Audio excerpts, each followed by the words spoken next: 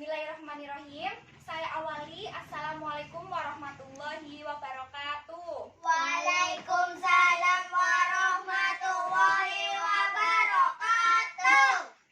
Ya, sebelum kita memulai pembelajaran pada hari ini, alangkah baiknya kita berdoa terlebih dahulu ya. Berdoa menurut agama dan kepercayaan masing-masing. Berdoa dimulai.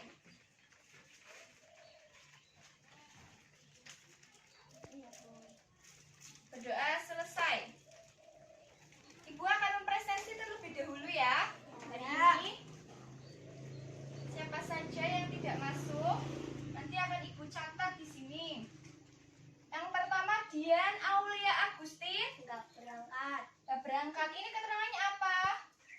Apa? Nggak ada itu keterangannya. Iya. Yang kedua Muhammad Riza Firmansyah. Hadir. Rodotul Aini. Hadirah. Ya, berarti hari ini yang tidak hadir hanya Dian Aulia Agustin ya. Iya. Ya baik, kita akan melanjutkan materinya. Sebelumnya sudah tahu hari ini materinya kita itu tentang apa? Tahu. Buku besar. Ya, betul. Posting buku besar. Karena pada pertemuan sebelumnya kita sudah membahas mengenai transaksi bisnis, perusahaan jasa, dagang, dan manufaktur. Nah, hari ini kita akan mencoba untuk memposting ke dalam buku besar. Sebelumnya, Ibu mohon maaf ya, karena di sini kita terbatas dengan media pembelajarannya, yaitu LCD proyektor. Jadi, Ibu bisa menampilkannya melalui laptop secara langsung ya, ini materinya. Iya. Ya. Yang pertama itu posting buku besar. Apa itu buku besar? Sebelum kita mempostingnya, kita harus tahu buku besar itu artinya apa. Ada yang tahu buku besar itu artinya apa? Tidak. Tidak. Buku besar itu apa sih, Bu? Buku besar itu apa? Buku besar itu adalah buku yang berisi perkiraan mengenai ikhtisar dari pengaruh transaksi keuangan akibat perubahan aktiva, kewajiban maupun modal dalam perusahaan ya. Iya. Berarti isinya itu transaksi keuangan di dalamnya. Seperti kemarin kan dari transaksi perusahaan jasa, perusahaan dagang, perusahaan manufaktur. Ini setelah itu kita akan mempostingnya ke dalam buku Besar. ya. Bu, fungsinya buku besar apa, Bu? Ya, itu pertanyaan yang sangat bagus ya. Fungsinya buku besar. Nah, di sini fungsi buku besar itu menjadi bahan dan informasi dalam penyusunan laporan keuangan. Jadi buku besar itu bisa dijadikan bahan atau bisa dijadikan informasi sebelum menyusun laporan keuangan. Ya, keuangan. Kemudian untuk dasar penggolongan dari transaksi yang sudah tercatat pada jurnal. Nah, setelah transaksi dicatat dalam jurnal, nanti transaksinya akan digolongkan berdasarkan transaksi tersebut. Semisal ada transaksi kas, nanti ditulis di buku besarnya yaitu buku besar kas. Jadi dijadikan satu kas semua gitu. Nanti semisal beban gaji ya beban gaji semua. Jadi nanti digolongkan satu-satu berdasarkan transaksi. Transaksi. Yang ketiga yaitu untuk alat menggolongkan data keuangan. Ya, seperti tadi ya, Ibu sudah bilang menggolongkan. Yang keempat yaitu untuk alat meringkas data transaksi yang sudah tercatat di dalam jurnal umum. Nah, biasanya kalau jurnal umum itu informasinya secara keseluruhan. Kalau di sini nanti akan diringkas di dalam buku besar. Ya, macam-macam buku besar. Ya, buku besar itu ada macamnya. Coba ada berapa macam buku besar? Enggak tahu. Nggak tahu. Buku besar itu ada empat ya. Yang pertama itu buku besar umum. Yang kedua itu buku besar pembantu ya. Yang ketiga itu buku besar kreditor. Dan yang keempat itu buku besar debitur. Kita mulai dari yang buku besar umum dulu ya. Nah, buku besar umum itu merupakan segala perkiraan yang saling berdiri sendiri serta ada pada suatu periode tertentu, layaknya piutang, kas, persediaan utang, dan juga modal. Nah, buku ini merupakan intisar pengaruh dari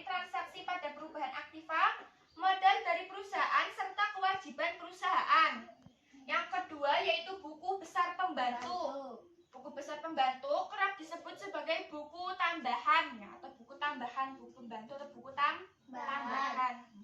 Di dalamnya ada rekening-rekening yang secara khusus mencatat tentang piutang serta utang usaha dengan detail. Kemudian buku besar kreditor atau creditor ledger. Jenis buku besar yang satu ini hanya mengumpulkan informasi dari satu jurnal saja. Berarti hanya satu tok. Yaitu pembelian dari jurnal pembelian. Tujuannya untuk apa? Ya, tujuannya adanya creditor ledger ini supaya bisa memberi pengetahuan kepada pemasok tentang perusahaan, hutang piutangnya perusahaan serta jumlahnya. Jadi nanti pemasok itu bisa memikirkan apakah perusahaan ini itu layak untuk saya pasok barang-barangnya atau tidak, seperti itu. Nah, yang keempat itu buku besar debitur atau debtors ledger. Cukup berbeda dengan buku besar umum ya. Yang buku besar yang pertama, buku besar debitur ini hanya bisa mengumpulkan informasi dari jurnal penjualan saja. Nah, kalau tadi kreditor itu dari pembelian, kalau buku besar debitur itu dari penjualan. Ya, penjualan. Tujuannya yaitu supaya bisa memberikan pengetahuan mengenai pelanggan yang berutang dalam bisnis serta jumlahnya berapa. Jadi kalau debtors itu untuk memberikan pengetahuan kepada pelanggannya, kalau yang kreditor itu kepada pemasok. Iya, pemasok. Ya, selanjutnya yaitu bentuk-bentuk buku besar ya. Yang pertama itu buku besar bentuk T. Bu, kenapa dinamakan buku besar bentuk T, Bu? Karena di sini bentuknya seperti huruf T. Iya, ini kan ada garis lurus gini ya, lurus. Terus ada garis ke bawah. Seperti huruf T kan ini kan ya? Iya. Iya. Yang kedua yaitu buku besar bentuk skontro. Ini lebih jelas lagi ya daripada kalau tadi bentuk T ini kan lebih sederhana. Kalau yang ini lebih lengkap ya. Kalau bentuk skontro. Kemudian yang ketiga yaitu buku besar bentuk stafel. Kalau di sini ada keterangan debit kredit kemudian saldonya langsung dicatat ya. Kalau yang tadi bentuk skontro, saldonya itu tidak dicatat. Iya, tidak dicatat langsung. Kalau di stafel itu saldonya dicatat secara langsung dicatat di sini. Semisal debitnya di sini 20, berarti saldonya 20 juta. Ya, kemudian langkah yang harus dilakukan dalam proses posting dari jurnal ke buku besar. Yang pertama adalah pindahkan tanggal kejadian. Nah, tanggalnya ini tanggal 10 Oktober dipindah ke sini. 10 Oktober. Kemudian pindah jumlah debit ataupun jumlah kredit.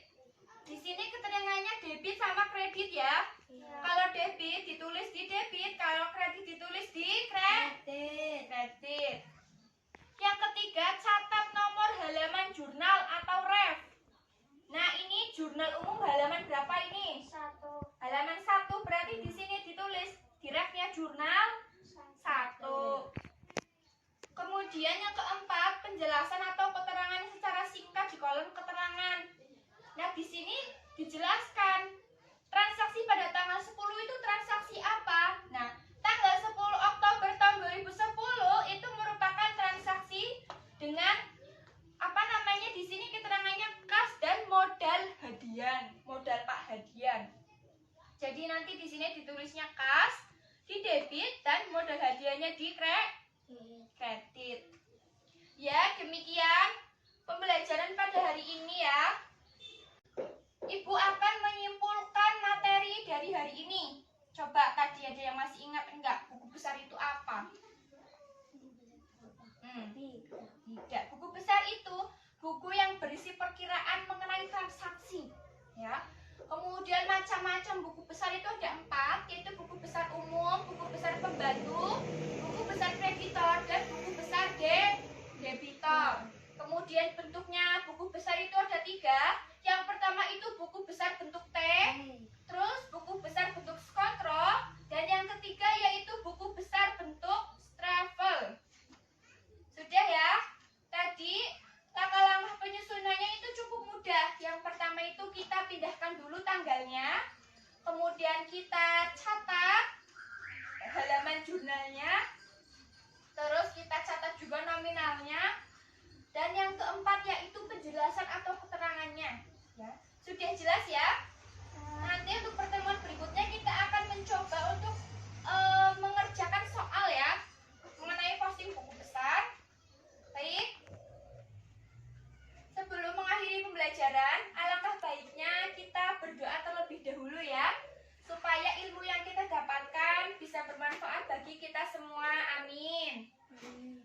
Berdoa menurut agama dan kepercayaan masing-masing dipersilakan.